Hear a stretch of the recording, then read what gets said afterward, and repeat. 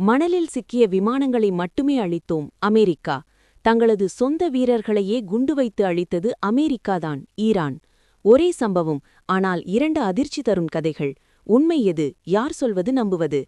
நண்பர்களே, இன்றைய வீடியோவில் ஈரான் வர்சஸ் அமெரிக்கா இடையில வெடித்திருக்கும் இந்த மிகப்பெரிய முரண்பாட்டை நடுநிலையாக உடைத்துப் பார்ப்போம். இந்த பிரச்சினை ஆரம்பமானது என்னவென்றால், ஈரானின் பாலைவனப் பகுதியில் சிக்கிக் கொண்டதாக கூறப்படும் அமெரிக்க இராணுவ ரகசிய ரெஸ்கியூ ஆபரேஷன். ஒரு முக்கியமான அமெரிக்க அதிகாரியை மீட்க கமாண்டோக்கள் அனுப்பப்பட்டதாக தகவல்கள் வெளியானது. ஆனா, இந்த ஆபரேஷன் நடக்கும்போது எதிர்பாராத சிக்கல். மணல் புயல், இயந்திர கோளாறு அல்லது தரையிறங்கும் பிரச்சினை காரணமாக 2 C-130 இராணுவ விமானங்கள் சிக்கியதாக அமெரிக்கா கூறுகிறது. அமெரிக்காவின் அதிகாரப்பூர்வ விளக்கம் என்ன? அவர்கள் சொல்வதாவது, ரெஸ்கியூ ஆபரேஷன் வெற்றிகரமாக முடிந்தது. சுமார் 100 கமாண்டோக்கள் பாதுகாப்பாக திரும்பினர். ஆனால் மணலில் சிக்கிய 2 C-130 விமானங்களை எதிரிகளிடம் விழாமல் இருக்க தாங்களே குண்டு வைத்து அழித்தனர். அதாவது, சென்சிட்டிவ் மிலிட்டரி எக்விப்மெண்ட் ஈரானின் கையில் போகாமல் தடுக்க விமானங்களை அழித்தோம். அதுதான் அமெரிக்காவின் நிலை. இதே சம்பவம் பற்றி ஈரான் என்ன சொல்கிறது?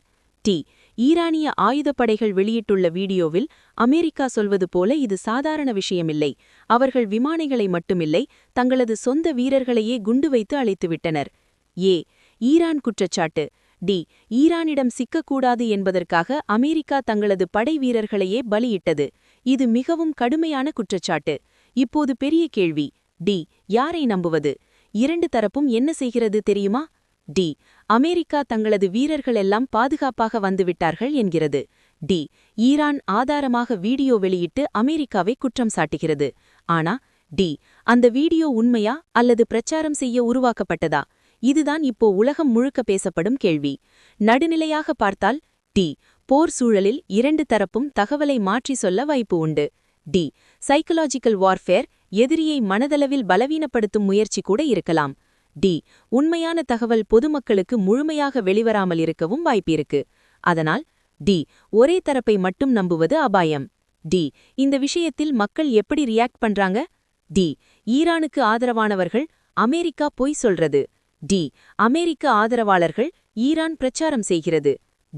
சோஷியல் மீடியாவில் பெரிய விவாதம் வெடிச்சிருக்கு. நண்பர்களே, இந்த சம்பவம் இன்னும் முழுமையாக தெளிவாகவில்லை. உண்மை நடுவில் இருக்கலாம் அல்லது இன்னும் வெளிவராத தகவல்கள் இருக்கலாம். ஆனா ஒரு விஷயம் உறுதி. உலக அரசியல் மற்றும் இராணுவ நடவடிக்கைகளில் நாம் பார்க்கிறதெல்லாம் முழு உண்மை இல்லை. இந்த விஷயத்தில் உங்கள் கருத்து என்ன? யாரை நம்புறீங்க? கமெண்டில் சொல்லுங்க. இந்த மாதிரி நடுநிலை பிரேக்கிங் நியூஸ் அப்டேட்ஸுக்கு எங்கள் சேனலை சப்ஸ்கிரைப் பண்ணுங்க. வீடியோ பிடித்திருந்தால் லைக் அண்ட் ஷேர் பண்ண மறக்காதீங்க.